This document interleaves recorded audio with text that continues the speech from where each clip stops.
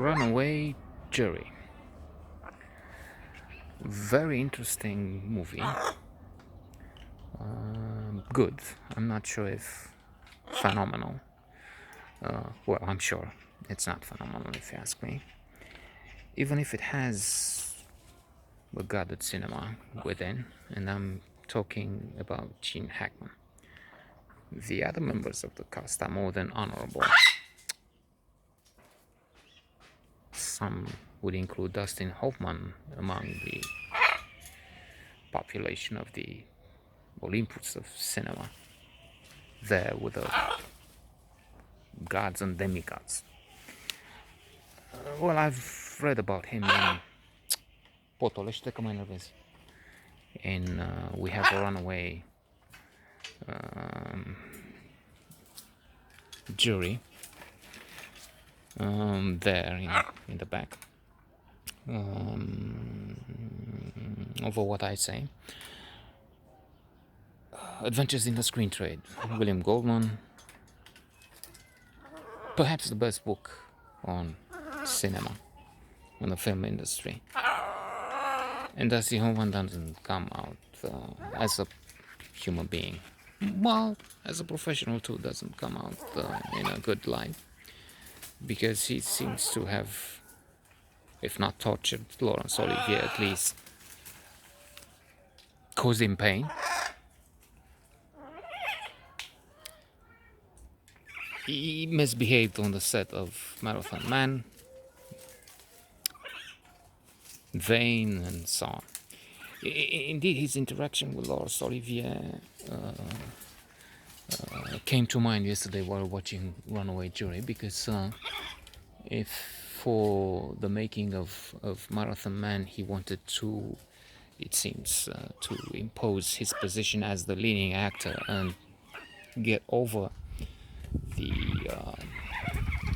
maybe shyness, inferiority complex he might have felt, fears in front of the iconic, legendary Laurence Olivier. Well, in Runaway Jury, I thought Gene Hackman is impeccable, perfect, wonderful presence, restrained, not minimalist, but using exactly the mimic, face expressions, gestures, the tone of voice and what of voice needed. Dustin Hoffman is, if not pathetic, and that may be the case in some scenes, artificial, and an amateur compared with Gene Hackman. That was my impression. That was, I mean, he didn't find the right tone.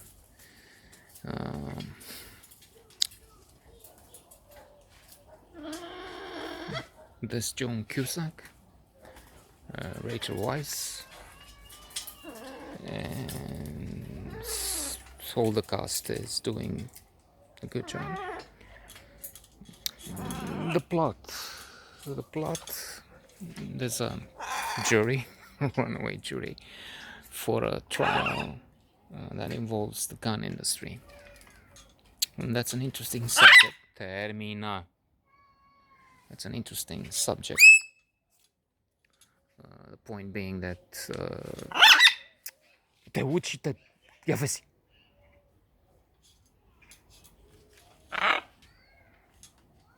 Where's the gun? So many innocent people are killed by lunatics, but armed with guns, and that puts guns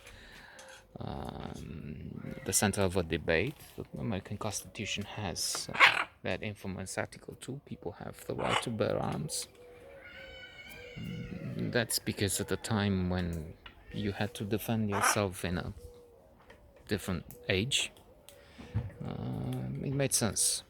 Now America has so much death caused by bullets from semi-automatic or assault rifles, quite often. They're massacres, very often. Well, now there's a pandemic, so there's a bigger killer loose over there. But still, that will be a debate which will not end for the foreseeable future. So yes, it's interesting to see that issue debated. So it doesn't seem like the film will offer how should I say, a credible outcome. But there it is. I mean, in real life, it might not happen. It will not happen again for many years, as it did in the film. If not for any other reason, then because they have a Supreme Court which is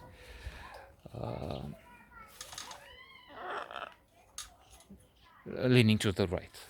Okay, so I mean, has a right majority, and God forbid, but they were discussing this grim possibility that maybe Ruth Ginsburg left, not just left-leaning, but the leader of the left-leaning group in the Supreme Court, suffering from cancer for quite some years, and then having tamed the disease, and then it's back again.